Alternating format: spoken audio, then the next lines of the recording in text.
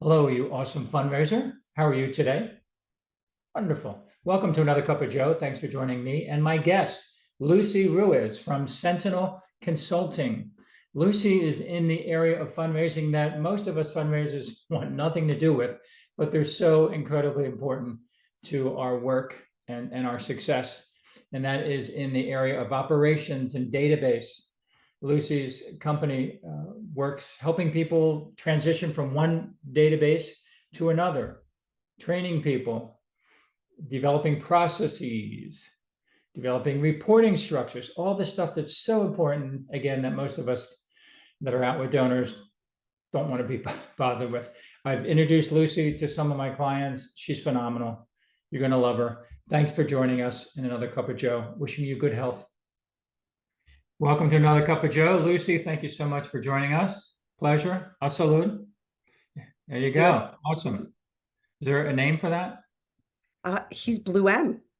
Blue M. Blue M. Blue M. Sounds French. I know, it sounds so French, doesn't it? Thank you again for being here and helping all of us frontline fundraisers who are freaked out by databases sometimes. And we were talking a little bit about what would be helpful, do you think, for fundraising people? Yeah, so there's this concept we talk about a lot, which is who is responsible for the data versus data responsible. And a lot of people, it's when you first hear it, it's hard to determine that play on words, right? So, and this all came about because we were talking about to our kids about mom and dad are responsible for keeping the house clean, but everyone's responsible for keeping the house clean at the same time, right? Nice. So if you see something on the floor, just pick it up. I know it may not be yours, but let's just pick it up, right? I have to tell my So wife that. Yeah, yeah, thank so yeah. So I sort of took it a step further and said, well, who's responsible for the database? Generally, your database manager, um, your or someone on the team. Hopefully it's in a job description. Sometimes it's not. you. Mm. Uh, because the old adage of if we're all watching it, no one's watching, right? What do you mean by that? So when you take lifeguard training, and I was a lifeguard in high school, one of the number one ways that children drown, sadly, is because you're at a pool party and they're like, oh, we're all watching the kids. No one's watching. Ah, So I know it's kind of a morbid analogy, but if everyone's like, yeah, yeah, yeah, we're all watching it, but no one's going to do something, right? Because you always think someone else is watching it. So that's mm. why number one thing, make sure someone has it as a bullet in their line and it says, you're going to be responsible for that database. So that's where that database, who's responsible for the database. And then we should also heed their, best recommendations when they say, hey, you know what, that may not be a good idea, or that's going to be really tricky to do. Right? Because sometimes we shouldn't shy away from doing something that's tricky, but sometimes if it's going to be hours and hours of work, so something can look just so, we might have to evaluate the need for it, right? And a good example of that is um, if you are in an organization, this probably applies more to like schools that have alumni components or some organizations that have a little bit of an older generational fit. And they might say, oh, we have to use the Mr. and Mrs., John Doe. There's no way our group would allow them to do X, Y, or Z, or to say, John and Mary, or just John, or just Mary. Like, and then they get really, really complex about, okay, it should be this when we should address them this way if we do it this way, or address them that way if we do it this way. Let's not get hung up on that. People will be happy if you address them politely, but we don't need to make a big job about this. And sometimes I've seen a lot of big jobs created around names. Mm. Do So you have any opinion one way or the other over whether gift officers should make changes to donor records or whether they should submit that to a database team? I am of the proponent that database officers can be trained to do some basic data entry, i.e., and that's a great question because that's a great segue into data who's data responsible. If you know what your rules and regulations are for your database, then yeah, you can fill in a form. If you can fill in a form at Amazon to online shop or the Gap or whatever, I think you're capable of filling out a form. Or, the phone number we had was wrong. So I looked up a new phone number and let me change that, or the email. Exactly. Right. As long as you write, because the one thing database folks tend to do is they tend to hoard that information. They're like, no, don't do it. I'll do it. Right. Right. Back to that analogy, if we take it, being responsible for our homes, some folks will say, oh yeah, my husband's never allowed, or my partner's never allowed to do laundry because they did laundry that one time and they shrunk everything. Well, I seem to recall my brother-in-law once saying that. He goes, well, I didn't really like doing laundry anyway, right? So we can be taught. There's the rules of 3. Let's teach you. Let's show you. We're all grown-ups. We can change a phone number. We can add an email correctly. We can update an address. And I know that some database folks are cringing going, God, no. But most databases are now equipped with some sort of smart technology, just like when you go to Amazon and you order and you put in your address and they're like, we don't have that, but does this look right? And you're like, oh yeah, that looks better. And you click on it and voila, now your address is standardized, etc. I understand 10 years ago that wasn't a thing, but now that's a thing in most databases, smart addresses. So yes, you can update an address. One of the things, I have a longtime client, they're going to be transitioning to a new database, huge. They have 10 million records. It's crazy. It's amazing. But one of the challenges is if I go online, make a donation, and I fill in Joe Tumalo, and then 3 months later I go on and it's Joseph Tumalo or Joseph and Lorraine Tumalo, then every time I do that, or a donor does that, it creates a new record. So we have donors that have 3, 5, 10 different records because just there was a slight change in. Yeah. Is that a function? What is that a function of? Someone that's entering the data or the system? It can be a little bit of both. So it could be, there's something called match criteria that will try to match based on email. Some systems will match based on address or a combination of first name, last name, email, first name, last name, address, email, excuse me, and then the percentages of matching. So, but if you've got that kind of system, then that requires some manual merging of, okay, you're going to have to look at it and go, Joe versus Joseph or versus Joe and Lauren. Hey, you know what? They've got the same address. Oh, look, he's using the same email. 100% this is the same person. But then that requires someone to manually go through that. The new alternative, which is, I know most folks are like, no, I'd rather have the data come in clean from the get-go. Sometimes we have to prioritize the need to have data come in quickly, efficiently, and go into a record. And then you have to have a process on the back end to deduplicate that data, right?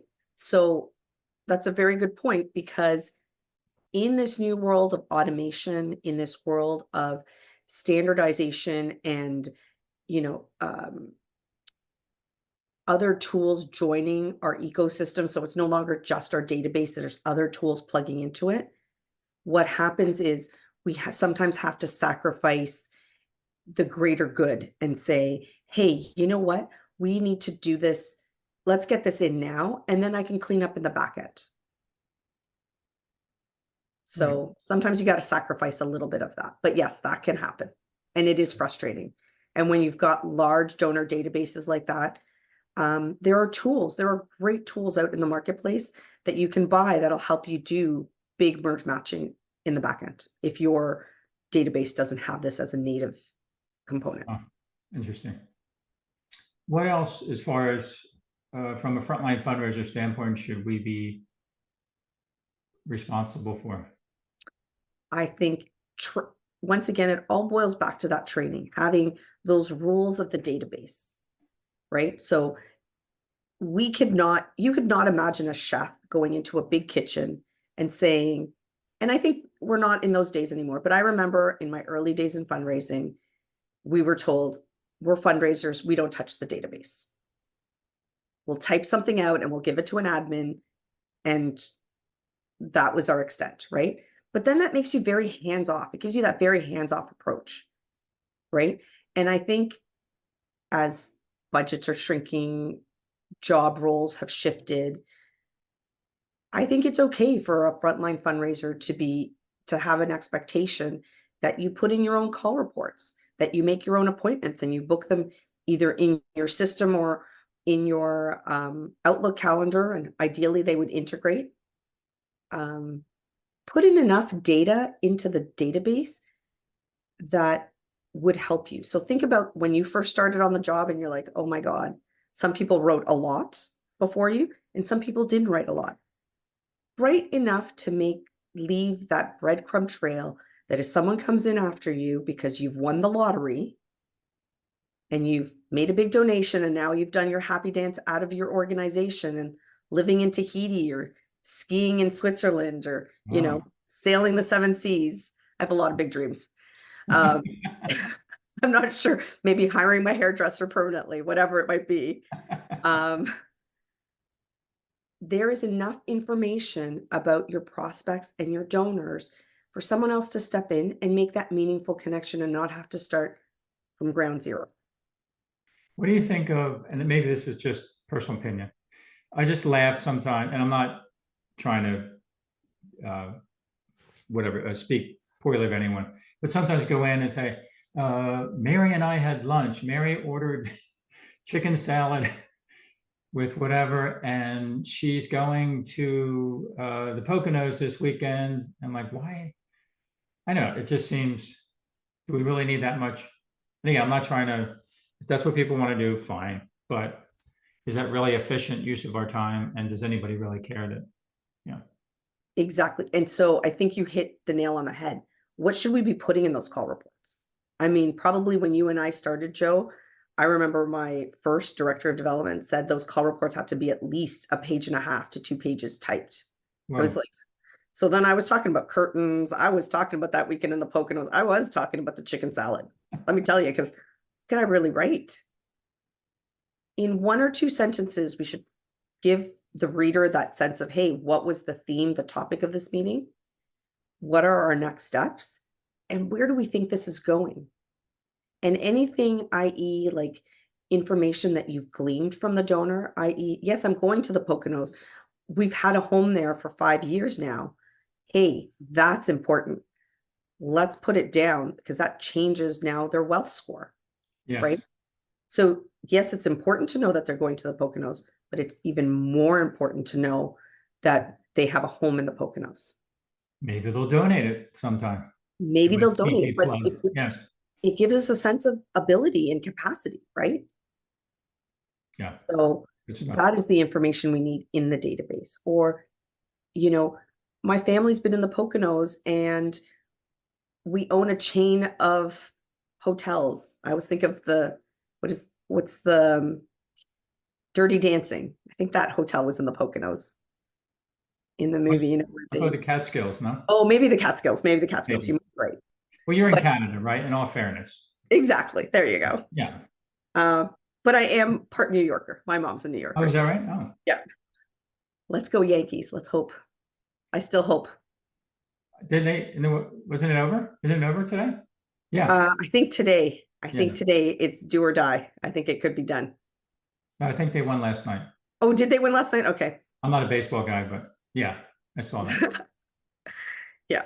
So I think, yes, I think those call reports have to be succinct and they have to be, ideally, you're gleaning enough information that you're populating other elements of the database.